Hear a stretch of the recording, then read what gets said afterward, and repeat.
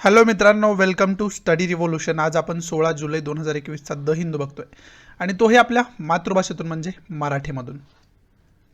पहिल्यांदा आपल्या लेक्चरचं स्वरूप सांगतो. पहिल्यांदा आपण महत्त्वाच्या ज्या काही न्यूज आहेत ना त्या डिस्कस करण्याचा प्रयत्न करतो आणि त्यानंतर महत्त्वाचे जे एडिटोरियल न्यूजपेपरला आलेले आहेत ते आपण व्यवस्थितरित्या डिस्कस करण्याचा प्रयत्न करतो.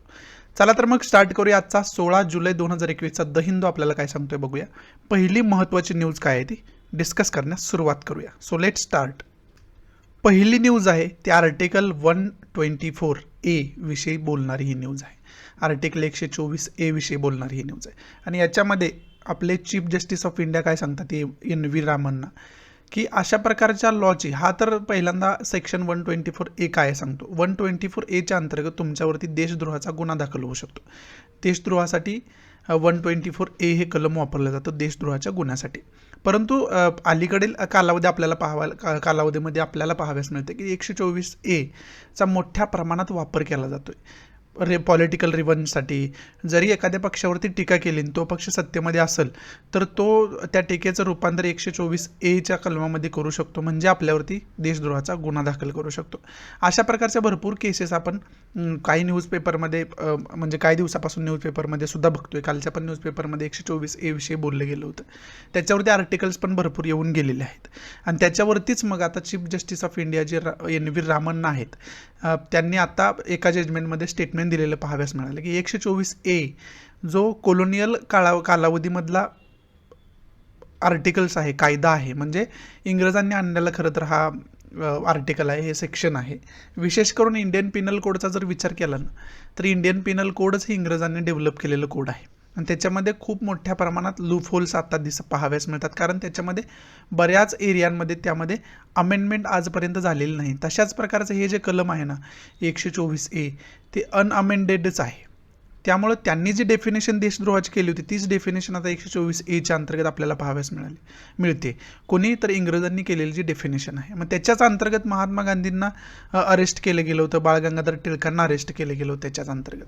मग हे जे NV रामन्ना म्हणतायत की ज्या देशद्रोहाच्या सेक्शनखाली, कायद्याखाली महात्मा गांधींना अरेस्ट करण्यात आलं, बाळ गंगाधर टिळकांना अरेस्ट करण्यात आलं, त्या कायद्याची आत्ता आपल्याला काय गरज आहे, अशा प्रकारचा प्रश्न त्यांनी त्या स्टेटमेंटमध्ये विचारलेला आपल्याला पाहाव्यास मिळाला. आणि ऑब्वियस हा प्रश्न जो आहे तो त्यांनी कशासाठी विचारला असेल की या 124A कलमाचा मोठ्या प्रमाणात गैरवापर होताना पाहाव्यास मिळतोय. म्हणजे चुकीच्या लोकांवरती सुद्धा हा ॲक्ट लादला जातोय. म्हणजे देशद्रोहाचा गुन्हा त्यांनी केला नसताना सुद्धा अशा प्रकारची कारवाई या ॲक्टच्या अंतर्गत त्यांच्यावरती केली जात असताना आपल्याला पाहाव्यास मिळते. बरोबर आहे. मग पहिला महत्त्वाचा आपला की पॉईंट आहे चीफ जस्टिस ऑफ इंडियाविषयी डिटेल इन्फॉर्मेशन आपण काढून ठेवायला पाहिजे. ती पोस्ट कशा पद्धतीची, अपॉइंटमेंट कोण करतं, सर्व काय. दुसरी महत्त्वाची गोष्ट इंडियन पिनल कोड 124A त्याच्यामध्ये तरतुदी काय काय दिल्यात सेडिशन म्हणजे देशद्रोहाच्या तरतुदी काय काय त्याच्यामध्ये दिलेल्या आहेत, ही सर्व इन्फॉर्मेशन आपल्याला असायला पाहिजे. त्याचबरोबर इंडियन पिनल कोडचं हे एक सेक्शन आहे. त्यामुळे तिसरी महत्त्वाची गोष्ट काय तर इंडियन पिनल कोड विषयी डिटेल इन्फॉर्मेशन आपल्याला असायला पाहिजे. त्याचबरोबर या स्टेटमेंटमध्ये केदारनाथ केसचा सुद्धा उल्लेख आलेला आहे.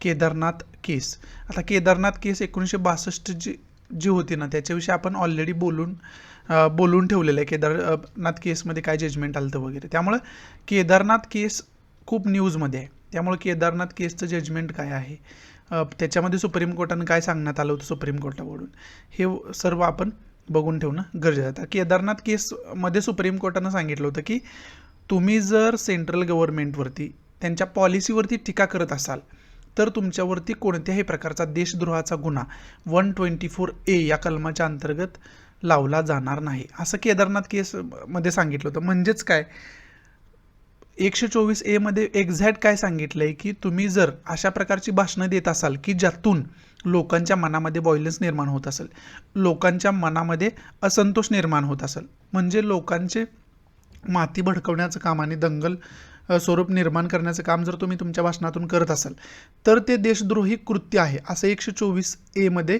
सांगितलं गेले. तसं जर तुमच्याकडून होत असेल तर तुमच्यावरती 124A अंतर्गत देशद्रोहाचे गुन्हे लागू होऊ शकतात. परंतु फक्त तुम्ही अशा प्रकारची भाषणं देताय की ज्याच्यामध्ये सरकारच्या पॉलिसीजवरती टीका करताय, सरकारच्या वेगवेगळ्या पोझिशन्सवरती टीका करताय की ज्यातून कोणत्याही प्रकारचा व्हायलन्स निर्माण होणारे भाष्य तुम्ही करत नाही, तर तुम्हाला 124 लागू होणार नाही. बरोबर आहे. हे लागू होणार नाही तरतूद कशामध्ये दिली होती तर केदारनाथ केसमध्ये सुप्रीम कोर्टाने 1962 मध्ये हे स्पष्ट केलं गेलं होतं. त्यामुळं ह्या न्यूजमध्ये केदारनाथ केसचा सुद्धा उल्लेख आलेला आहे. त्यामुळे आपल्याला महत्त्वाचे 4 पॉईंट काय बघायचे आहेत. तर पहिला तर chief justice of India post काय वगैरे त्याची इन्फॉर्मेशन काय काढून ठेवणं आपल्याला गरजेचं आहे. बरोबर आहे. त्यानंतर 124A कलम बघून ठेवणं गरजेचं आहे. त्यानंतर इंडियन पिनल कोड इंग्रजांच्या कालावधीतच हे डेव्हलप केलं गेलं. त्यामुळे इंडियन पिनल कोड डेव्हलप करण्यामध्ये व्हायसरॉय कोण होता किंवा गव्हर्नर जनरल ऑफ इंडिया कोण होता हे सर्व आपण बघून ठेवणं गरजेचं आहे. आणि त्यानंतर महत्त्वाचं म्हणजे केदारनाथ केसचं जजमेंट काय आहे ते बघून ठेवणं गरजेचं आहे. समजते. एवढं की पॉईंट या न्यूजमधून आपण घेऊ शकतोय. पुढची जी न्यूज आहे ती टोटली पॉलिटिकल बेसवरती न्यूज आहे. नरेंद्र मोदी जे प्राईम मिनिस्टर आहेत त्यांनी UPचे चीफ मिनिस्टर जे आहेत योगी आदित्यनाथ यांची तारीफ केलेली, म्हणजे यांचं तर गुण गायलेलं आपलं आपण म्हणू शकतो. त्याला पाहाव्यास मिळालं आपल्याला की त्यांनी ज्याप्रमाणे कोविड-19ची जी दुसरी लाट होती त्याच्यामध्ये त्या स्टेटनं कशा प्रकारे काम केलं त्याचं खरं तर कौतुक केलेलं प्राईम मिनिस्टरनी आपल्याला पाहाव्यास मिळालं. त्याच्यासाठी ही न्यूज आपल्याला बघणं गरजेचं होतं. पुढची जी न्यूज आहे ती महाराष्ट्रामध्ये कोविड-19च्या केसेस जास्त वाढत आहेत आणि त्याचा जो ग्राफ आहे तो आता वरती जाताना आपल्याला पाहाव्यास मिळतोय. समजते. त्याच्यासाठी खरं तर ही न्यूज महत्त्वाची होती आपल्यासाठी. पुढची न्यूज जी आहे ना ती NHRC national human right commission जे आहे, या नॅशनल ह्युमन राईट कमिशनची त्या कमिटीची नेमणूक कशासाठी केली होती तर बेंगॉलमध्ये जे इलेक्शन झालं पाठीमागं त्या इलेक्शननंतर मोठ्या प्रमाणात इथं व्हायलन्स पाहायला मिळालं होतं आणि मोठ्या प्रमाणात लोकांची हत्यासुद्धा त्या व्हायलन्समध्ये झाली होती, दंगलीमध्ये झाली होती. मग त्याच्यामध्ये नॅशनल ह्युमन राईट कमिशननं काही केसेसमध्ये CBI इन्क्वायरीची डिमांड केलेली आहे कोर्टामध्ये. समजते.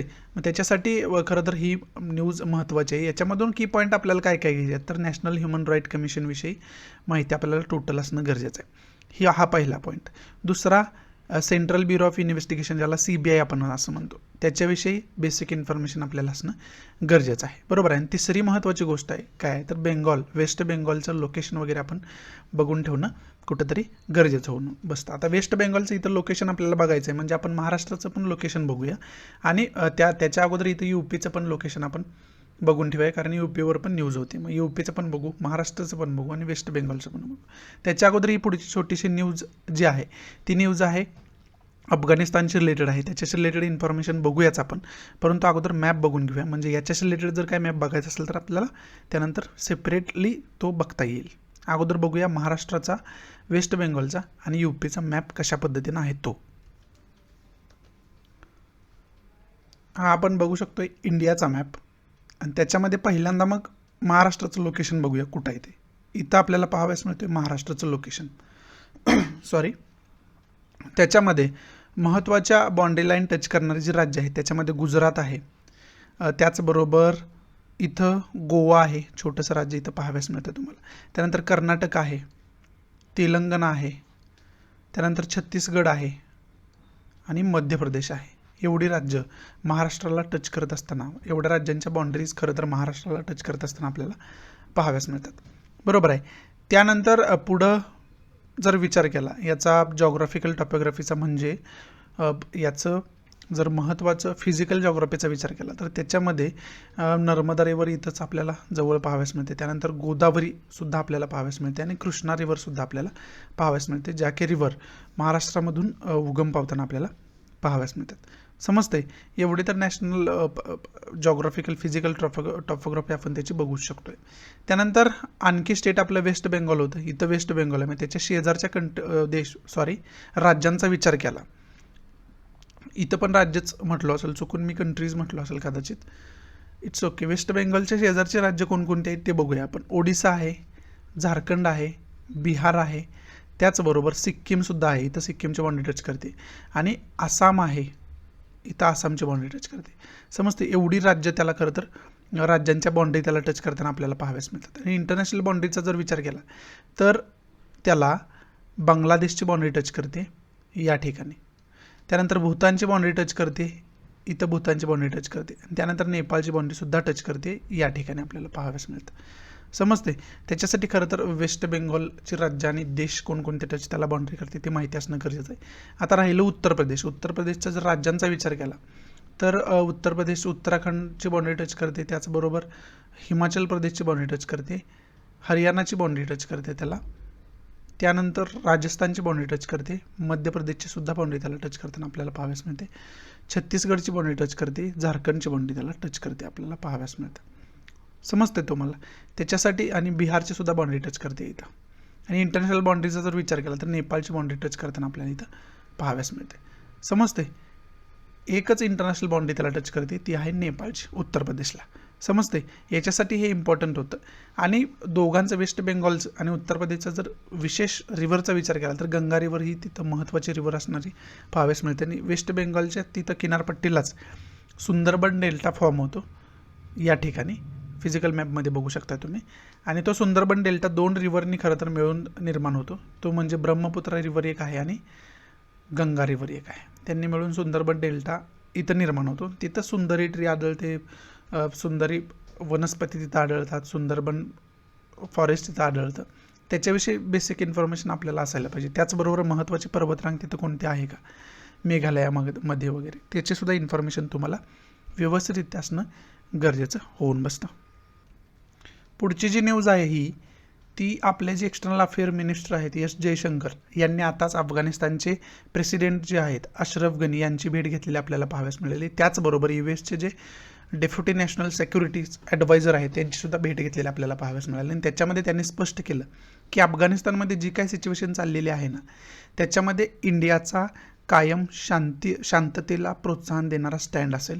म्हणजे तिथं शांतता प्रस्थापित करण्यासाठी इंडिया कायम प्रयत्न करेल, अशा प्रकारचं स्टेटमेंट त्याच्यामध्ये त्यांनी दिलेलं आपल्याला पाहाव्यास मिळालं. आता इंटरनल पॉलिटिक्स त्यांचं काय आहे तर अफगाणिस्तान गव्हर्नमेंट आणि तालिबान संघटना जी आहे ती टेररिस्ट ऑर्गनायझेशन आहे त्यांच्यामध्ये वारंवार आपल्याला क्लॅश आपल्याला पाहाव्यास मिळतो. आणि आता तो पीकवरती आहे. म्हणजे तालिबान वारंवार तिथं हमले करत आहे, वेगवेगळ्या भागांवरती कब्जा करताना आपल्याला पाहाव्यास मिळते. आणि त्याला कारण काय आहे तर USA ट्रूप्स तिथून बाहेर पडलेले आहेत. त्याचबरोबर इतर वेस्टर्न कंट्रीज असतील किंवा नाटो असेल यांची जी ट्रूप्स तिथं डिप्लॉय केली गेली ती बाहेर पडली. आणि ह्या ट्रूप्स जवळजवळ 15 ते 20 वर्षांपासून तिथं आहेत. कशासाठी तर अफगाणिस्तान गव्हर्नमेंटला प्रोटेक्शन देण्यासाठी. कुणापासून तर तालिबान या टेररिस्ट ऑर्गनायझेशनपासून.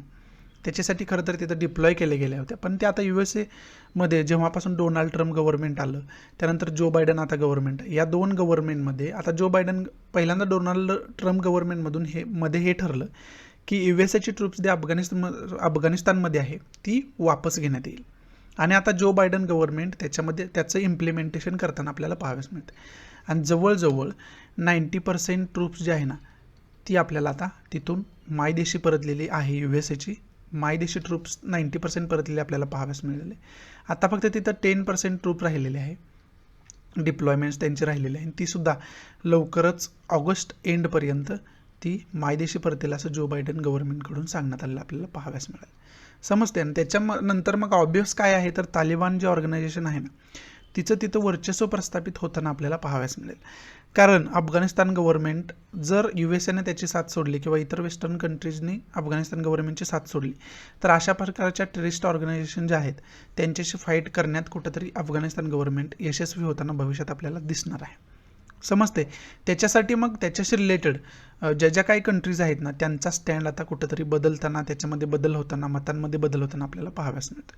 मग याच्याशी रिलेटेड आपल्याला पहिला की पॉईंट काय बघायचं तर अफगाणिस्तानचं लोकेशन व्यवस्थितरित्या बघून ठेवणं आपल्याला गरजेचं आहे. त्यानंतर दुसरा की पॉईंट काय आहे तर इंडिया आणि अफगाणिस्तान रिलेशनशिप काय आहे हे आपल्याला बघून ठेवणं व्यवस्थितरित्या गरजेचं आहे.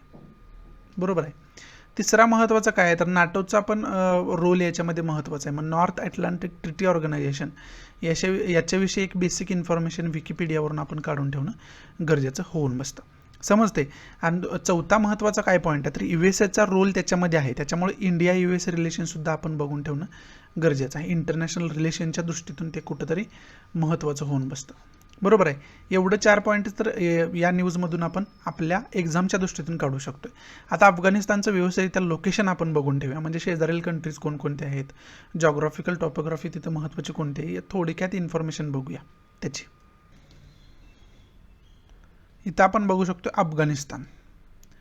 मग आता अफगाणिस्तानचा जर आपण विचार करायचा झाला ना, तर त्याच्यामध्ये शेजारील कंट्री पहिल्यांदा कोणकोणते आहेत ते आपल्याला बघणं गरजेचं होऊन बसतं. बरोबर आहे. इथं आपण अफगाणिस्तान बघू शकतो. त्याच्या शेजारील कंट्रीज कोणकोणत्या आहेत, त्याच्यामध्ये इंडिया आहे, चायना आहे. इथं चायनाची आणि इंडियाची बाउंड्री टच करताना आपल्याला पाहावयास मिळते. त्यानंतर पाकिस्तान आहे, त्यानंतर ताजिकिस्तान आहे, उझबेकिस्तान आहे, तुर्कमेनिस्तान आहे, इराण आहे. या महत्त्वाच्या कंट्रीज ज्या आहेत त्यांची बाउंड्री त्याला टच करताना आपल्याला पाहावयास मिळते. त्याचबरोबर जॉग्राफिकल टॉपोग्राफीचा विचार केला तर गुल्फ ऑफ ओमान इथं आहे, कॅस्पियन सी इथं आहे, त्याचबरोबर अरल सी इथं दिसते आपल्याला. त्याचबरोबर लेक ऑफ बाल्कसचा सरोवर आहे, तो सुद्धा आपल्याला तिथं पाहावयास मिळतो. त्यामुळं एवढी टॉपोग्राफी तर आपल्याला माहिती पाहिजे, आणि जेवढं मी सांगतोय त्याच्यापेक्षा डिटेलमध्ये जाऊन तुम्ही मॅप रीडिंग रोज करायला पाहिजे. म्हणजे मी एवढं सांगतोय म्हणजे एवढंच काफी अशातला भाग नाही आहे. दुसरीसुद्धा तिथली कुठली तर छोटीशी टोपोग्राफी तुम्हाला मॅप देऊन विचारू शकतात प्रीला, किंवा मेन्समध्ये सुद्धा त्याच्यावरती आन्सर रायटिंगला येऊ शकते. काय चाललं आहे नेमकं अफगाणिस्तानमधलं पॉलिटिक्सचं इंटरनल आहे. त्यामुळं त्याच्याशी रिलेटेड जी डिटेल इन्फॉर्मेशन आहे ती तुम्हीसुद्धा तुमच्या लेवलला काढून ठेवणं गरजेचं होऊन बसतं. पुढची न्यूज आहे दिल्लीचे CM जे आहेत अरविंद केजरीवाल यांच्या संबंधी न्यूज आहे. खरं तर त्यांनी सुंदरलाल बहुगुणा यांचे कुटुंबीय जे आहेत त्यांचा सन्मान केलेला आपल्याला पाहावयास मिळाला, आणि त्याच्यामध्येच त्यांनी मागणी अशी केली की सुंदरलाल बहुगुणांचं जे पर्यावरणासंबंधी कार्य आहे त्याच्यासाठी त्यांना भारतरत्न देण्यात यावा, अशी मागणी त्यांनी कुठंतरी केलेली आपल्याला पाहावयास मिळाली. मी याच्याशी रिलेटेड आपल्याला पहिली तर गोष्ट, सुंदरलाल बहुगुणा ही खूप महत्त्वाची पर्सनॅलिटी आपल्या देशामधले, त्यामुळे त्यांच्याविषयी डिटेल इन्फॉर्मेशन असायला पाहिजे. दुसरी गोष्ट, त्यांच्याशी रिलेटेड जे चिपको आंदोलन होतं ना, ते चिपको आंदोलनाविषयी आपल्याला डिटेल इन्फॉर्मेशन असायला पाहिजे, त्याचा इतिहास कुठंतरी आपल्याला माहिती पाहिजे. त्याचबरोबर तिसरी महत्त्वाची गोष्ट आहे, भारतरत्न जो अवॉर्ड आहे त्याची सुरुवात कधीपासून झालं, त्याचा सिम्बॉल काय आहे, बक्षिसाचं म्हणजे अवॉर्डचं स्वरूप कशा पद्धतीचं आहे, हे सर्व आपल्याला इन्फॉर्मेशन असणं गरजेचं आहे. त्याचबरोबर भारतामध्ये कोणकोणत्या पर्सनॅलिटीजला आत्तापर्यंत तो अवॉर्ड दिला गेला आहे, हे सर्व इन्फॉर्मेशन भारतरत्नबद्दल आपण काढून ठेवणं कुठंतरी गरजेचं होऊन बसतं. पुढची न्यूज आहे UPमध्ये आत्ताच आपण पाहिलं की ATSनं अँटी टेरर स्क्वॉड ज्याला आपण म्हणतो, त्यांनी एक कारवाई केलेली आपल्याला पाहावयास मिळाली, आणि त्याच्यामध्ये यांच्या मुलालासुद्धा अरेस्ट केले गेले टेररिस्ट ॲक्टिव्हिटीजमध्ये इन्व्हॉल्वमेंट असल्यामुळे. आणि आता यांचं मत आहे यांच्या फॅमिलींचं की अशा प्रकारच्या ज्या केसेस टेररिस्ट म्हणून लावल्या गेल्या त्या बेसलेस आहे, त्याच्यामध्ये कोणताही बेस नाही आहे, असं यांचं मत असलेलं आपल्याला पाहावयास मिळतं. पुढची जी न्यूज आहे ती केरळा गव्हर्नमेंटशी रिलेटेड आहे. केरळामध्ये 2015मध्ये एक इन्सिडेंट झाला होता त्यांच्या असेंब्लीमध्ये. तिथं मोठ्या प्रमाणात व्हायलन्स, म्हणजे जे सरकारी प्रॉपर्टी आहे, असेंब्लीतली प्रॉपर्टी आहे तिचं तोडफोड करण्याचा प्रयत्न केला गेला होता त्या लीडर्सकडून वेगवेगळ्या. त्याच्यामध्ये कारण काय होतं तर बजेट सेशन चालू होतं, आणि बजेट सेशनमध्ये ज्या तरतुदी केलेल्या आहेत बजेटमध्ये त्याला विरोध करण्यासाठी खरं तर यांनी हे कृत्य केलं होतं. आणि मग त्यांच्यावरती ट्रायल्स चालू आहेत आता सुप्रीम कोर्टामध्ये. खरं तर सुप्रीम कोर्टामध्ये जे सरकारी वकील आहेत केरळाकडून बोलणारे, त्यांनी स्टँड केरळाचा असा मांडला आहे की पब्लिक इंटरेस्टमधून त्यांच्याकडून ही कृत्य झालेली आहेत असं त्यांच्याकडून मानलं गेलं. त्याच्यामध्ये मग सुप्रीम कोर्टानं असं म्हटलं की पब्लिक इंटरेस्टमध्ये पब्लिकच्याच प्रॉपर्टीचं डिस्ट्रॉय करणं, पब्लिकच्याच प्रॉपर्टीला हार्म करणं हे कुठंतरी चुकीचं आहे आणि अनॲक्सेप्टेबल आहे, आणि हा जो तुमचा स्टँड आहे कोणत्याही प्रकारे कोर्टामध्ये ॲक्सेप्ट केला जाणार नाही, अशा प्रकारे सुप्रीम कोर्टाने त्यांना सुनावलेलं आपल्याला पाहावयास मिळतं. बरोबर आहे. त्यामुळं याच्याशी रिलेटेड इन्फॉर्मेशन आपल्याला माहिती पाहिजे. त्याचबरोबर विधानसभेमध्ये ज्या काही कारवाया केल्या जातात त्याच्यामध्ये कायदेशीर तरतुदी काय आहेत, निलंबन कशा पद्धती. आताच महाराष्ट्रामध्ये सुद्धा बघितलं की 12 आमदार जे आहेत त्यांना 1 वर्षासाठी निलंबित करण्यात आलं होतं. मग त्याची तरतूद कशा पद्धतीची आहे, त्याच्याशी रिलेटेड आर्टिकल्स कोणकोणते आहेत, ते सर्व इन्फॉर्मेशन आपल्याला असणं कुठंतरी गरजेचं होऊन बसतं. बरोबर आहे. आणि केरळाचं लोकेशन आपल्याला खरं तर या दृष्टीतून बघणं गरजेचं होऊन बसतं. मग बघूया आपण केरळाचं लोकेशन काय आहे ते. साऊथला तुम्ही गेला तर तुम्हाला केरळ आपला पाहायला मिळतो. मग त्या केरळाच्या शेजारचे राज्य इथं केरळ आहे, आणि त्याच्यापासूनच काही अंतरावर काय आहे, लक्षद्वीप आयलंड आहे. आणि लक्षद्वीपचा जो न्यायिक कारभार चालतो ना, तो रिलेटेड आहे केरळ हायकोर्टेशीच. म्हणजे याच्याशी रिलेटेड ज्या केसेस असतात त्या खरं तर केरळ हायकोर्टमध्ये पेंडिंग असतात. म्हणजे केरळ हायकोर्टमध्ये कारवाई होते त्यांची. म्हणजेच जे हायकोर्ट आहे ते केरळामध्ये आणि लक्षद्वीपमध्ये कॉमन आहे असं आपण म्हणू शकतो. ती एक बेसिक इन्फॉर्मेशन आहे. त्याचबरोबर शेजारील स्टेटचा विचार केला तर तामिळनाडू शेजारील स्टेट आहे बाउंड्री लाईन टच करताना. आणि पुढचं जर बघितलं तर कर्नाटका हे स्टेट आहे बाउंड्री लाईन टच करणार. बरोबर, 2 स्टेटची याला बाउंड्री लाईन टच होताना आपल्याला पाहाव्यास मिळते. त्याच्यासाठी खरं तर लोकेशन महत्त्वाचं आहे. नाही, पेरियार रिव्हर जी आहे ना ती इथं कुठं तर महत्त्वाची खूप आहे. आणि त्याचबरोबर कावेरी रिव्हरसुद्धा तिथं महत्त्वाचे असलेले आपल्याला पाहाव्यास मिळते. समजते, त्याच्यासाठी खरं तर लोकेशन बघणं महत्त्वाचं होतं. पुढची न्यूज आहे आंध्र प्रदेश गव्हर्नमेंटशी रिलेटेड. आंध्र प्रदेश गव्हर्नमेंटमध्ये आत्ताच आपल्याला जी कापू कम्युनिटी आहे, कापू कम्युनिटी, त्या कम्युनिटीला 10% रिझर्वेशन द्यायचं ठरलेलं आहे. विशेष करून गव्हर्नमेंट पोस्ट जे असतात, सरकारी पोस्ट जे असतात त्याच्यामध्ये त्यांना 10% रिझर्वेशन द्यायचा ठरलेलं आहे त्याच्यामध्ये. मग पहिली या न्यूजमधून आपल्याला की पॉईंट माहिती पाहिजे, कापू कम्युनिटीविषयी बेसिक इन्फॉर्मेशन आपल्याला असायला पाहिजे. बरोबर आहे. त्याचनंतर दुसरं काय आहे तर रिझर्वेशनशी रिलेटेड अमेंडमेंट 103 103वी अमेंडमेंट झाली होती. त्या अमेंडमेंट ॲक्ट 2019चा जो आहे त्याच्याविषयी बेसिक इन्फॉर्मेशन आपल्याला असणं गरजेचं आहे. 103वी अमेंडमेंट काय आहे, घटना दुरुस्ती ज्याला आपण म्हणतो ती काय आहे, त्याची बेसिक इन्फॉर्मेशन आपल्याला असणं गरजेचं आहे. मग याच्यातली कापू कम्युनिटीविषयीची जी विकिपीडियावरील बेसिक इन्फॉर्मेशन आहे ती आपण बघण्याचा प्रयत्न करूयात. इथं आपण बघू शकतो विकिपीडियावरती कापू कम्युनिटीविषयी एक बेसिक इन्फॉर्मेशन दिलेली आहे आपल्याला. याच्यामध्ये पहिल्यांदा ही जी कम्युनिटी आहे ती आंध्र प्रदेशमध्ये आढळणारी कम्युनिटी. परंतु 2014मध्ये काय झालं तर आंध्र प्रदेशमधून वेगळा तेलंगणा वेगळा झाला आणि तेलंगणा हे राज्य निर्माण झालं. त्यामुळे तेलंगणामध्ये सुद्धा आता ही कम्युनिटी वसलेली आपल्याला पाहाव्यास मिळते. म्हणजे तेलंगणामध्ये सुद्धा कापू कम्युनिटी आता आपल्याला आढळते. विशेष करून ही ॲग्रारियन कम्युनिटी आहे, म्हणजे शेतीशी रिलेटेड, शेती व्यवसाय प्रमुख व्यवसाय आहे यांचा, त्याच्याशी रिलेटेड ही असणारी जमात आहे कापू जमात. त्याचबरोबर आंध्र प्रदेशमध्ये खरं तर ही खूप विकसित लोक आहेत, ती खूप विकसित मानली जातात. त्याचबरोबर यांचं वास्तव्य विशेष करून कुठं आहे तर गोदावरी नदी आहे त्याच्या पूर्वेला आणि पश्चिमेला ही जमातीची या लोक खरं तर वसलेली पाहाव्यास मिळतात. आता या कापू कम्युनिटीमध्ये सुद्धा 3 प्रकार पडतात. त्याच्यामध्ये मुन्नूरू कापू आहे, तुर्पू कापू आहे आणि बालिजा कापू आहे. या 3 कम्युनिटींचा समावेश होतो. त्याच्यामध्ये मुन्नूरू कापू आणि तुर्पू कापू जे आहे ना, या 2 कम्युनिट्या पहिल्या ज्या आहेत त्यांचा OBCमध्ये समावेश केलेला गेलेला आहे, अदर बॅकवर्ड क्लासमध्ये. आणि आता यांनाच काय जाहीर केलं आहे आंध्र प्रदेश गव्हर्नमेंटनं तर 10% रिझर्वेशन देण्यात येईल. कशामध्ये तर स्टेट गव्हर्नमेंटच्या, राज्य सरकारच्या ज्या पोस्ट आहेत ना त्या पोस्टमध्ये त्यांना 10% रिझर्वेशन देण्यात येईल. समजतंय तुम्हाला? याच्यासाठी खरं तर ही न्यूज आपल्याला महत्त्वाची होती. आणि त्याचबरोबर आणखी भरपूर जमाती वारंवार न्यूजमध्ये असतात. त्याचमध्ये विशेष करून कोंड ही जमात, भोंडा जमात ही जास्त न्यूजमध्ये असते.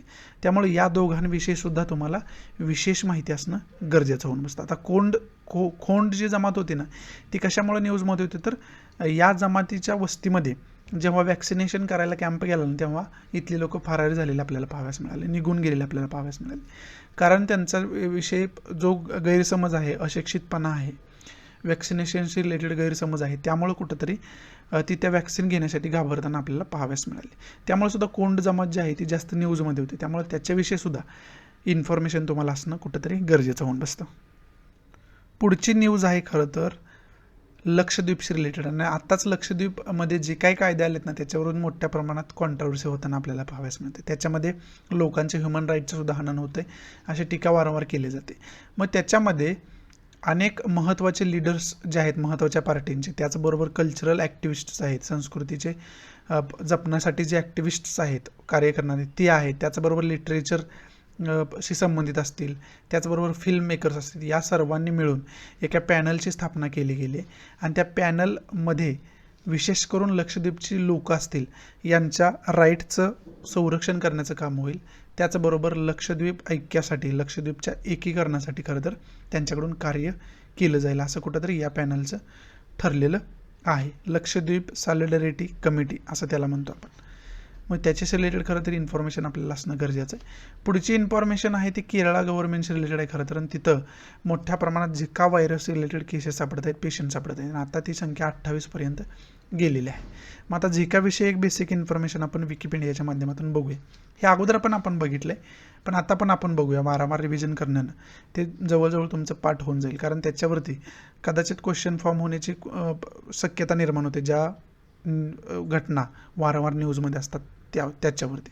मग ही झिका व्हायरस हे वारंवार न्यूजमध्ये, पुढं पण न्यूजमध्ये राहील जर केसेस वाढल्या तर. त्यामुळं झिका व्हायरसविषयी एक बेसिक इन्फॉर्मेशन आपण काढून ठेवलेली बरोबर आहे. त्यामुळं बघूयात आपण आता विकिपीडियाच्या माध्यमातून. ही आहे विकिपीडियाची एक छोटीशी इन्फॉर्मेशन आपल्याला झिका संबंधी.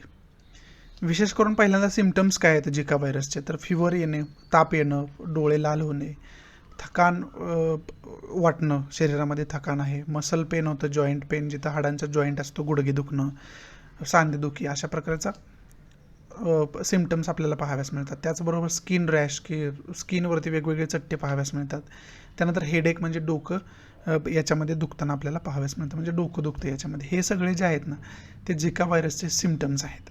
त्याच्यामध्ये मग हायर क्लासिफिकेशन जर बघितलं तर फ्लेवी व्हायरसचा हा एक पार्ट आहे. सायंटिफिक नेम त्याचं झिका व्हायरस आहे खरं तर. फॅमिली आहे फ्लेवी वायरडाय, ही त्याची फॅमिली आहे. आणि डोमेन आहे व्हायरस, म्हणजे प्रकार कशाचा आहे तो, हा कसं तर खरं तर व्हायरसचा प्रकार असलेला आपल्याला पाहाव्यास मिळतो. त्याचबरोबर ॲडिस मॉस्किटोज आहे, डास जो आहे एडिस, त्याच्यापासून खरं तर या झिका व्हायरसचा संसर्ग आपल्याला झालेला पाहाव्यास मिळतो. ॲडिस मॉस्किटोज, त्याच्यामध्ये विशेष करून जर क्लासिफिकेशन त्या डासाचं केलं, मॉस्किटोज म्हणजे डास, तर ए इजिप्ती या नावाचं एक आहे, आणि त्यानंतर अल्बोपिक्टस, ए अल्बोपिक्टस या नावाचं एक आहे. त्यामुळं हे ए इजिप्ती आणि ए अल्बोपिक्टस जे आहे ते सुद्धा तुम्हाला माहिती पाहिजे. आणि विशेष करून काय एडिस मॉस्किटोज माहिती पाहिजे. कुणाद्वारे पसरतो, कोणत्या डासाद्वारे, तर एडिस मॉस्किटोजद्वारे हा पसरतो. आणि विशेष करून झिका व्हायरस याला काय नाव दिलं आहे, तर पहिल्यांदा झिका व्हायरसचा फैलाव जो आहे, प्रसार जो आहे, तो झिका फॉरेस्टमध्ये, युगांडा हा देश आहे, तिथं झिका फॉरेस्ट आहे. त्या झिका फॉरेस्टमध्ये जी माकडं आहेत ना, त्या माकडांमध्ये पहिल्यांदा झिका व्हायरस आढळला होता, अशा प्रकारचा आजार आढळला होता. त्यामुळं त्या झिका फॉरेस्टवरून या व्हायरसला झिका व्हायरस असं नाव देण्यात आलेलं आहे. मग याच्याशी रिलेटेड आपल्याला ते फॉरेस्टसुद्धा बघणं कुठंतरी गरजेचं होऊन बसतं. मग ते फॉरेस्टसुद्धा बघूयात आपण नेमकं कुठं आहे.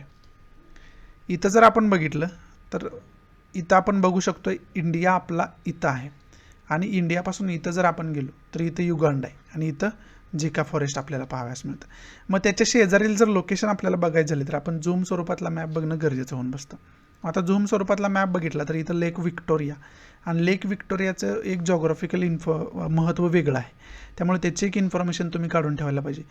त्याचबरोबर लेक व्हिक्टोरियाच्या शेजारीच काय आहे, झिका फॉरेस्ट आहे, आणि युगांडा कंट्रीमध्ये आहे, बरोबर आहे. आणि त्याच्या शेजारील महत्त्वाचे ठिकाणी इथं केनिया कंट्री आहे, टांझानिया आहे, बुरुंडी आहे, रवांडा आहे.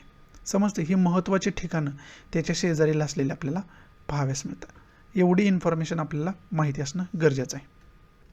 मग आता झिका व्हायरसमध्ये धोका म्हणजे नेमका कोणाला आहे, तर पहिल्यांदा झिका व्हायरसमध्ये धोका जास्त आहे ते प्रेग्नंट वुमन जे असतात त्यांना, आणि विशेष करून त्यांचं जे मूल आहे पोटातील त्याला जास्त धोका आहे. कारण का, तर ते जर ती प्रेग्नंट वुमन जी आहे ती जर झिका व्हायरस इन्फेक्टेड असेल तर तिचा जो मूल होणार आहे ना, त्याच्या जो डोक्याचा आकार आहे तो डोक्याचा आकार चेंज झालेला आपल्याला पाहाव्यास मिळेल, म्हणजे छोटा, नॉर्मलपेक्षा छोटा असलेला आपल्याला पाहाव्यास मिळेल.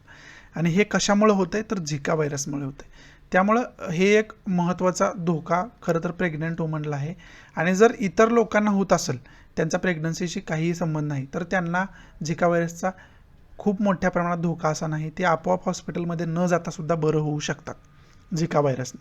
काही दिवस तुम्हाला बॉडी पेन वगैरे होऊन त्यानंतर आपोआप तुम्ही त्याच्यामधून रिकवर होता. पण जास्त करून धोका कोणाला आहे, तर ज्या प्रेग्नंट वुमन आहेत त्यांना जास्त धोका आहे खरं तर त्यांच्या अर्भकासाठी. त्यामुळं खरं तर हे सुद्धा आपल्याला माहिती असणं गरजेचं आहे. पुढची न्यूज आहे ड्रोन्स रिलेटेड. खरं तर ड्रोन्स रिलेटेड नवीन नियम करण्याचं सेंट्रल मिनिस्ट्रीचं चाललेलं आहे. त्याच्यामध्ये मिनिस्ट्री ऑफ सिव्हिल एव्हिएशननं नवीन 2020चे रूल सांगणारा जो ड्राफ्ट आहे तो पब्लिक समोर मांडलेला आपल्याला पाहाव्यास मिळाला. आणि त्याच्यावरती 5 ऑगस्टपर्यंत पब्लिक ओपिनियन घेण्यात येते. त्याच्यानंतर खरं तर त्याचं जे बिल आहे तो ड्राफ्ट आहे तो पास केला जाईल आणि त्याच्यावरती ॲक्ट बनवला जाईल आणि ते डिपेंड कशावरती असेल तर त्याच्यावरती पब्लिक ओपिनियन काय आहे. आणि हे ड्रोनविषयी वेगळं नियम बनवणं वगैरे कशावर असेल तर जम्मू काश्मीरमध्ये आपण काय बघितलं होतं तर एअरबेसवरती ड्रोन अटॅक झाला होता. त्याला वेगवेगळी अशा प्रकारच्या ड्रोनला वेगवेगळी स्फोटकं जोडून तो ड्रोन जो आहे तो एअरबेसवरती काही अतिरेकी संघटनांकडून सोडण्यात आला होता. त्याच्यामध्ये कोणत्याही प्रकारची जीवितहानी किंवा जीवितहानी झाली नाही, परंतु त्याच्याशी रिलेटेड प्रिकॉशन्स म्हणून अशा प्रकारचे नियम सेंट्रल गव्हर्नमेंट बनवत असताना आपल्याला पाहाव्यास मिळते. बरोबर आहे. याच्यासाठी ही न्यूज महत्त्वाची होती. पुढची जी न्यूज आहे ती व्हॉट्सअपशी रिलेटेड आहे. व्हॉट्सअप आत्ता प्रत्येक प्लॅटफॉर्म सोशल मीडिया प्लॅटफॉर्मला काय करायचं आहे तर IT रूल जे नवीन 2021चे आहेत त्याच्या अंतर्गत एक रिपोर्ट द्यायचा आहे प्रत्येक महिन्याला, कंप्लायन्स रिपोर्ट ज्याला आपण म्हणतो. आणि तो रिपोर्ट आता व्हॉट्सअपनं दिलेला आहे आणि त्याच्यामध्ये सांगितलं की जवळजवळ 2 मिलियन इंडियन अकाउंट्स बॅन केलेले आहेत मे जून या कालावधीमध्ये. मग ते बॅन कशामुळे केले तर इंटिमेटेड इन्फॉर्मेशन शेअर करणं, असुरक्षित माहिती शेअर करणं, चुकीची माहिती शेअर करणं वगैरे, सुरक्षेला धोका निर्माण होणारी माहिती शेअर करणं, अशा प्रकारच्या कारणांमुळं जवळजवळ 2 मिलियन इंडियन अकाउंट बॅन करण्यात आलेले आहेत असं व्हॉट्सअपनं त्या रिपोर्टमध्ये सांगितलेलं आपल्याला पाहाव्यास मिळालं. याच्यामुळं मग इंडियन इन्फॉर्मेशन टेक्नॉलॉजी ॲक्ट जो नवीन आला आहे, नवीन रूल आहे, त्याची एक बेसिक इन्फॉर्मेशन आपल्याला असणं गरजेचं आहे. हा खूप न्यूजमध्ये आहे इन्फॉर्मेशन टेक्नॉलॉजी 2021. लवकरच याच्यावरती मी लेक्चर बनवणार आहे. ते लवकरच तुम्हाला ज्यावेळेस मी अपलोड करेल त्यावेळेस नोटिफाय होईलच तुम्हाला, परंतु त्या डिटेलमध्ये खरं तर बघणं गरजेचं आहे. त्याच्यासाठीच मी त्याच्यावरती वेगळे एक लेक्चर बनवतो, त्यामुळं त्याची डिटेल इन्फॉर्मेशन तुमच्याकडे असेल. त्यामुळं पुढची न्यूज आहे त्याच्याविषयी आपण आताच डिटेल फ्रंट पेजला जी इन्फॉर्मेशन बघितली तेच विस्तारित न्यूज इथं दिलेली आपल्याला पाहाव्यास मिळते. अफगाणिस्तानशी रिलेटेड जे आपले फॉरेन एक्सटर्नल अफेअर मिनिस्टर आहेत जे S जयशंकर यांनी अफगाणिस्तान प्रेसिडेंट अशरफ गनी यांची भेट घेतलेली आपल्याला पाहाव्यास मिळालं. समजते तीच सांगणारी खरं तर न्यूज आहे. याच्याविषयी बेसिक इन्फॉर्मेशन ऑलरेडी आपण बघितली फ्रंट पेजला. पुढची न्यूज आहे वेस्ट बेंगॉलशी रिलेटेड खरं तर, आणि तिथं ज्या वॅकंट सीट आहेत तिथं बाय इलेक्शन घेण्यात यावं असं तृणमूल काँग्रेसनं मागणी केली इलेक्शन कमिशनकडे. त्याच्यासाठी ही खरं तर महत्त्वाची न्यूज आहे. ज्या वॅकंट सीट्स आहेत ना त्यांच्यासाठी जर इलेक्शनमध्येच घ्यायचं असेल तर त्याला पोटनिवडणूक आपण मध्ये म्हणू शकतो आणि त्याला इंग्लिशमध्ये बाय इलेक्शन असं म्हणतात. आणि तेच मग इलेक्शन कमिशन निवडणूक आयोग जो आहे त्यांच्याकडे त्यांनी अशा प्रकारची मागणी केलेली आपल्याला पाहाव्यास मिळते. मग आता पहिला की पॉईंट महत्त्वाचा आपला काय तर इलेक्शन कमिशनविषयी सर्व इन्फॉर्मेशन आपल्याला असायला पाहिजे. त्याचबरोबर चीफ इलेक्शन कमिशनर कोण असतो, त्याची अपॉइंटमेंट कशा पद्धतीने होते, ही सर्व इन्फॉर्मेशन आपल्याला असणं गरजेचं होऊन बसतं याच्या अंतर्गत. पुढची जी न्यूज आहे ती सेंट्रल हेल्थ मिनिस्टरनं प्रत्येक स्टेटला सांगितले की जी बेडची संख्या आहे प्रत्येक हॉस्पिटलमधली ती कुठंतरी इम्प्रूव्ह करणं गरजेचं आहे. कारण जर थर्ड वेव्ह झाली तर त्याच्याशी फाईट करण्यासाठी ऑब्वियस आहे आपण पहिल्यांदाच तयार पाहिजे. यामुळेच अशा प्रकारच्या सूचना सेंट्रल हेल्थ मिनिस्ट्रीजकडून प्रत्येक स्टेटला देण्यात आलेल्या आपल्याला पाहाव्यास मिळत आहेत. पुढची न्यूज आहे पुन्हा अफगाणिस्तानविषयी. अफगाणिस्तानमध्ये तालिबानचं वर्चस्व वाढताना आपल्याला पाहाव्यास मिळते, त्यांची हिंसक कृत्य तिथं वाढताना आपल्याला पाहाव्यास मिळते. आत्ताच तालिबाननं अफगाणिस्तान गव्हर्नमेंटला ऑफर काय केलं तर 7,000 जे प्रायसनर त्यांनी कैद करून ठेवलेले आहेत त्याच्यासाठी 3 महिन्याचा सीज फायर म्हणजे शांतता प्रस्थापित करूया असं 3 महिन्याचा वेळ खरं तर त्यांना पाहिजे असल्या याच्यातून आपल्याला पाहाव्यास मिळतं. अफगाणिस्तानमध्ये इंटरनल सिच्युएशन काय चालू आहे मी तुम्हाला ऑलरेडी समजावून सांगितलं, त्याचं लोकेशन पण आपण बघितलं आहे, त्यामुळे विशेष आता याच्यामध्ये काय बघण्यासारखं नाही आहे. पुढची इन्फॉर्मेशन आहे कालच्या न्यूजपेपरला आपण बघितलं होतं की पाकिस्तानमध्ये बसमध्ये ब्लास्ट झाला आणि त्याच्यामध्ये जवळजवळ 12 जणांचा मृत्यू झाला. त्याच्यामध्ये 9 जण होते ते चायनीज नागरिक होते. त्यामुळे आता चायनाकडून एक टीम आलेली आहे, ती टीम आता या बॉम्ब ब्लास्टचं इन्व्हेस्टिगेशन करेल. परंतु याच्यामध्ये पाकिस्तानचा स्टँड काय आहे तर हा कोणत्याही प्रकारचा बॉम्ब ब्लास्ट नाही आहे, हा फक्त गॅस लीक झाल्यामुळं त्या गॅसचा ब्लास्ट झाल्यामुळं अशा प्रकारची सिच्युएशन निर्माण तिथं झाली बॉम्ब ब्लास्टसारखी, परंतु तसं कोणतंही कृत्य तिथं घडलेलं नाही असं पाकिस्तानचा स्टँड त्याच्यावरती असलेला पाहाव्यास मिळते. परंतु चायना काय म्हणत आहे तर हा बॉम्ब ब्लास्ट आहे, त्यामुळे इन्व्हेस्टिगेशनसाठी टीम आलेली आपल्याला पाहाव्यास मिळते. मग त्याच्याशी रिलेटेड जर की पॉईंट आपल्याला बघायचं झाला तर इंडिया पाकिस्तान रिलेशनशिप त्याचबरोबर इंडिया चायना रिलेशनशिपसुद्धा आपण बघून ठेवायला पाहिजे. बरोबर आहे, त्याच्याशी खरं तर इम्पॉर्टंट त्याच्याशी रिलेटेड इन्फॉर्मेशन आहे. ही आपली शेवटची महत्त्वाची न्यूज होती. आता आपण बघायला सुरुवात करूया की महत्त्वाचे आर्टिकल्स कोणकोणते आहेत आजच्या न्यूजपेपरमध्ये. आपलं जे पहिलं आर्टिकल आहे ते फादर स्टॅन स्वामी यांच्याशी रिलेटेड खरं तर आर्टिकल आहे. हे एक इन्व्हायरमेंटल ॲक्टिव्हिस्ट होते, ह्युमन राईट ॲक्टिव्हिस्ट्स होते, ह्युमनच्या राईटसाठी कार्य करणारे, मानवाधिकारासाठी कार्य करणारे कार्यकर्ते होते. परंतु त्यांच्यावरती 2020 8 ऑक्टोबर 2020मध्ये त्यांना अरेस्ट केली गेली होती. अनलॉफुल ॲक्टिव्हिटी प्रिव्हेन्शन ॲक्ट जो आहे त्याच्या अंतर्गत भीमा कोरेगाव इन्सिडेंटमध्ये त्यांच्या अनलॉफुल ॲक्टिव्हिटीज होत्या म्हणून त्यांना अरेस्ट करण्यात आली होती. त्यांचं वय जवळजवळ 84 वर्षांचं होतं. परंतु ते ज्यावेळेस जेलमध्ये होते ना, त्यावेळेस त्यांना आजारी असल्यामुळं हॉस्पिटलाइज केलं गेलं आणि त्या हॉस्पिटलमध्ये त्यांची डेथ झाली. मग अनेक स्तरावरून इंडियन गव्हर्नमेंटवरती, इंडियन पॉलिसीजवरती, इंडियन पोलीस सिस्टमवरती मोठ्या प्रमाणात टीका होत असताना आपल्याला पाहाव्यास मिळते. कारण का तर त्यांना वेळेवर बेल मिळाली नाही, त्यामुळे त्यांना व्यवस्थितरित्या लवकर हॉस्पिटलाइज केलं गेलं नाही, त्यामुळं खरं तर त्यांची डेथ झाली. असं त्यांच्याशी रिलेटेड जे कार्यकर्ते आहेत किंवा ह्युमन राईट्सची लोक जे आहेत, ह्युमन राईट कमिशन्स आहेत जगाच्या पातळीवरचे, आंतरराष्ट्रीय पातळीवरचे, त्यांच्याकडून गव्हर्नमेंटवरती वारंवार प्रेशर आणण्याचा, दबाव आणण्याचा प्रयत्न केला जातो आहे, वारंवार टीका करण्याचा प्रयत्न केला जातो आहे. त्याच्याशी रिलेटेडच खरं तर हे आर्टिकल आपल्याला माहिती सांगताना पाहाव्यास मिळतं. बाकी इन्फॉर्मेशन या आर्टिकलमध्ये कोणत्याही प्रकारची नाही. परंतु याच्यातला पहिला पॉईंट काय आहे तर भीमा कोरेगावचा इन्सिडेंट याच्यामध्ये आलेला आहे. बरोबर आहे. मग भीमा कोरेगावचं ऐतिहासिक महत्त्व काय आहे हे आपल्याला माहिती असणं गरजेचं आहे. बरोबर आहे. हा आपला पहिला की पॉईंट. दुसरा की पॉईंट काय तर फादर स्टॅन स्वामी जे आहेत ते जास्त न्यूजमध्ये आहेत जेव्हापासून त्यांची डेथ झाली आहे तेव्हापासून. आणि त्यांचं जर कार्य जर तुम्ही बघितलं तर ते खरं तर ॲक्टिविस्ट होते, कार्यकर्ते होते, समाजासाठी काम करणारे एक व्यक्तिमत्व होतं. त्याच्यासाठी फादर स्टॅन स्वामी ही केस स्टडी जी आहे ती तुम्हाला केस स्टडी माहिती असायला पाहिजे. एथिक्सच्या दृष्टीतून कुठंतरी आपल्याला याचा उपयोग होऊ शकतो. एवढंच आर्टिकलमध्ये महत्त्वाचं आहे. पुढचं जर हे आर्टिकल तुम्ही बघितलं ना तर ते इंडिया चायनाच्या रिलेशनशिपविषयी बोललं जाते. विशेष करून कशाविषयी बोललं जातं तर लाईन ऑफ ॲक्च्युअल कंट्रोल आहे ना, तिथं जो इंडियाचा आणि चायनाच्या आर्मीमध्ये जो डिस्प्यूट वारंवार पाहाव्यास मिळतो. गेल्याच वर्षी आपण 2020मध्ये पाहिलं होतं की त्यामध्ये रक्तपातसुद्धा आपल्याला पाहाव्यास मिळाला. तिकडले पण जवान काही शहीद झाले, आपले पण जवान काही शहीद झाले. म्हणजे ती वर्स्ट सिच्युएशन तिथं होत चाललेली आहे. आणि त्यामुळं काय झालं तर इंडियाचे आणि चायनाचे द्विपक्षीय संबंध जे आहेत ते कुठंतरी खराब होत जाताना आपल्याला पाहाव्यास मिळतात. बरोबर आहे. मग एस जयशंकर जे आहेत त्यांनीसुद्धा अनेक मिटिंग्समध्ये सूचित केलं आहे की चायनानं पहिल्यांदा तो बॉर्डर डिस्प्यूट सोडवायला पाहिजे इंडियाबरोबरचा, तरच आपण आपले द्विपक्षीय संबंध जे आहेत ते आणखी स्ट्रॉंग आणि सुधारित करू शकतो, चांगली करू शकतो असं सांगितलं. मग आता लाईन ऑफ ॲक्च्युअल कंट्रोलचा उल्लेख आला आहे म्हटल्यावर तिथं डिस्प्युटेड एरिया कोणकोणते आहेत तर गलवान व्हॅली क्लॅश आहे. गलवान व्हॅलीचा एरिया आहे तो गेल्या वर्षी तिथंच क्लॅश झाला होता, रक्तपात झाला होता. त्यानंतर पँगॉंग सो लेक जो आहे तो आहे. त्यानंतर कैलाश रेंजचा एरिया जो आहे तिथं मोठ्या प्रमाणात क्लॅश इंडियन आर्मी आणि चायनीज आर्मीमध्ये पाहाव्यास मिळतो. मग कोणत्या स्पॉटवरून खरं तर तो वाद असतो तर डेप्सांग आहे, डेमचॉक आहे, गोग्रा आहे, हॉट स्प्रिंग आहे. हे महत्त्वाचे खरं तर एरिया आहेत. आणि हे महत्त्वाचे एरिया जे आहेत ना ते विशेष करून कुठं पाहाव्यास मिळतात तर ते LAC लाईन ऑफ ॲक्च्युअल कंट्रोलवरती पाहाव्यास मिळतात. आणि या पोस्ट्सवरूनच वारंवार दोन्ही आर्मींमध्ये वाद वारंवार होत असताना आपल्याला पाहाव्यास मिळतो. आणि युद्धजन्य परिस्थितीसुद्धा अनेक वेळेला तिथं झालेलं आपल्याला पाहाव्यास मिळते. मग आता ही मॅपच्या दृष्टीतून समजावून घेऊया आपण नेमका डिस्प्यूट काय आहे, म्हणजे तुमच्या लॉंग टर्म मेमरीमध्ये जाण्यासाठी मदत होईल. इथं आपण बघू शकतो डिटेल मॅप जो आहे जम्मू काश्मीरचा रिलेटेड तो मॅप आहे. आणि विशेष करून आता कशाविषयी बोललं जातं तर लाईन ऑफ ॲक्च्युअल कंट्रोल. मग लाईन ऑफ ॲक्च्युअल कंट्रोल ही आहे जी मी आता ड्रॉ करतोय ती ही लाईन ऑफ ॲक्च्युअल कंट्रोल आहे. याला आपण लाईन ऑफ ॲक्च्युअल कंट्रोल म्हणतो. आणि हा जो एरिया आहे ना छोटासा दिसतोय आपल्याला पाण्याचा तो आहे पँगाँग त्सो लेक. याच्यावरून सुद्धा मोठ्या प्रमाणात वाद असतो.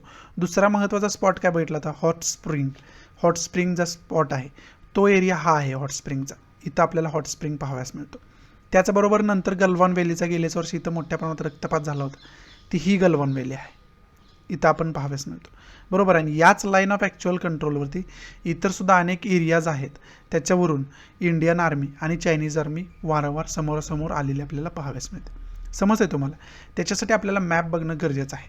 आणि हा जो टोटल एरिया आहे ना तो चायना ॲक्युपाईड केलेला आहे. चायनानं त्याच्यावरती कब्जा केलेला एरिया आपल्याला पाहाव्यास मिळतो. त्यानंतर हा जो एरिया आहे त्याच्यावरती सुद्धा चायनाचं कंट्रोल असतं. त्याला सियाचिन ग्लॅशियर्स असं आपण म्हणतो. हा सुद्धा एरिया जो आहे तो चायनानं ॲक्युपाय केलेला आपल्याला पाहाव्यास मिळतो. बरोबर आहे.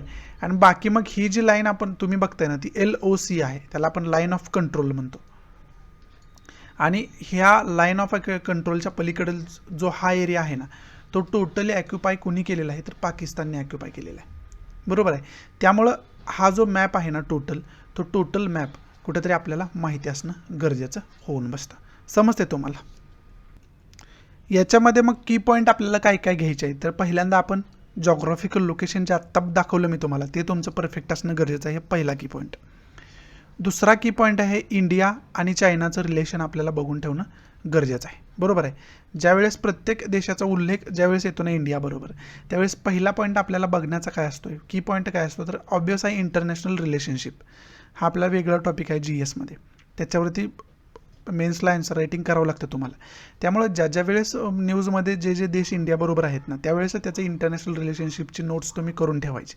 त्यामुळे परत ज्या वेळेस ते न्यूजमध्ये येतील त्यावेळेस त्या नोट्सची फक्त रिव्हिजन रिव्हिजन करत राहायची. आणि त्याच्याशी रिलेटेड मग काय आणखी काय ॲड करायचं असेल तर न्यूजमध्ये जे काय येणार आहे ते त्याच्यामध्ये तुम्ही ॲड करत राहू शकता त्या नोट्समध्ये. समजते? त्याच्यासाठी इंटरनॅशनल रिलेशन न्यूजच्या दृष्टीतून वारंवार बघणं आपल्याला गरजेचं असतं. आणि मॅप तर आपण इथं डिस्कशनमध्ये बघतोयच, त्याच्यापेक्षा डिटेल मॅप तुम्हाला सुद्धा कधी कधी बघणं गरजेचं असतं. त्यामुळं त्याच्यापेक्षा जेवढं डिटेल जाऊन तुम्हाला बघता येईल ना तेवढं तुम्ही ॲटलासच्या माध्यमातून किंवा ऑनलाईन इंटरनेटवरून तुम्ही मॅपच्या माध्यमातून बघू शकता. समजते? एवढं 2 की पॉईंट तर आपण याच्यातून घेऊ शकतो. हे आपलं शेवटचं आर्टिकल होतं, आजचं महत्त्वाचं आर्टिकल म्हटलं तर. इथं आपला आजचा द हिंदू समाप्त होतोय. आशा आहे की मी तुम्हाला चांगल्या पद्धतीनं आजचा द हिंदू आपल्या मातृभाषेतून म्हणजे मराठीतून समजावून सांगू शकलो असेल. जर आवडत असेल तर प्लीज लाईक करा, नसेल तर डिसलाईक करा. आणि डिसलाईक का केलं आहे हे कमेंट बॉक्समध्ये नक्की सांगा, जेणेकरून तुमच्या इन्स्ट्रक्शननुसार त्याच्यामध्ये मी इम्प्रूव्हमेंट करू शकेल. सो या नोटवरती आजच्यापुरती मी तुमची रजा घेतो. भेटूया आपण उद्याच्या नवीन लेक्चरमध्ये. तोपर्यंत गुड बाय, टेक केअर, जय हिंद.